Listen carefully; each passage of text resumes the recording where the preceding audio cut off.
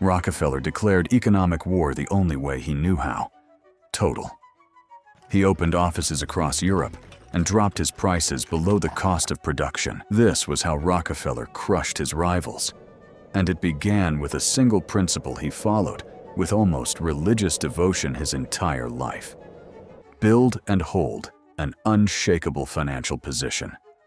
By the end of the 1860s, he had accumulated enough capital that his company answered to no one, not to bankers, not to financiers, not to the speculators that the railroads and every other player in the oil business depended on.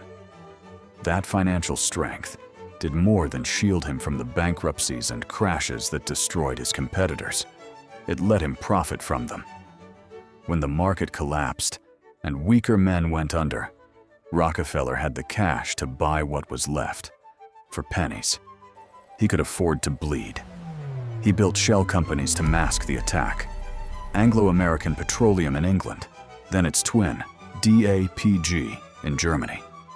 Walls closing in on Baku oil from every side. But price was only the first weapon. This was a war fought in the shadows: sabotage, bribery. Rumors planted in newspapers that Russian oil was dirty, dangerous, inferior. Industrial spies. Slander. Ludwig Nobel was forced to hire his own scientists just to publicly disprove the lies. Every weapon that could be used was used by all three sides for decades. And the war had a price that didn't show up in any ledger: the pressure, the endless siege, the stress of holding an empire together against the richest man on earth. It broke Ludwig Nobel's health. In 1888, the inventor who created the Russian oil industry died in Cannes, far from the black fields he had built. His son Emmanuel inherited the empire. And the war. The man who started it all was gone. The fight he started would outlive him by 30 years. Here is what war does to enemies. It makes them desperate enough to join hands. By 1892, the unthinkable happened. To survive the American monopoly, the Nobels and the Rothschilds, bitter rivals for the soul of Baku, formed a syndicate. They pulled in a third force, the Armenian oil baron Montashev, who controlled routes the others couldn't reach. The inventor and the banker, back to back, against the bookkeeper. But the board kept shifting. A new player walked in from the side: Henri Deterding, the ruthless head of Royal Dutch Shell. Quietly, Shell swallowed the Rothschilds' Russian holdings whole. The game was no longer three players. It was a tangle of giants, each betting their fortune on a single country's oil. And every one of them had missed the real threat. Because while the titans fought over who would own Baku, the ground beneath Baku was beginning to shake. 1917. The Tsar abdicates. The Russian Empire, the foundation every one of these fortunes was built on, simply ceases to exist. In December, 2,000 oil workers in Baku stand up and demand that the Nobel fields be taken from their owners. In June 1918, the new Soviet government nationalizes all private industry.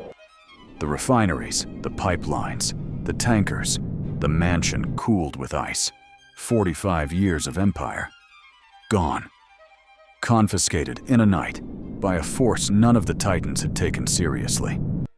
The Nobel family scattered across Europe, making their way home to Sweden, the country they'd left 2 generations before.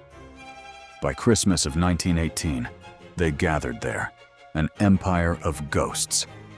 The 30-year war for the world's oil was over, and none of the 3 dynasties had won it.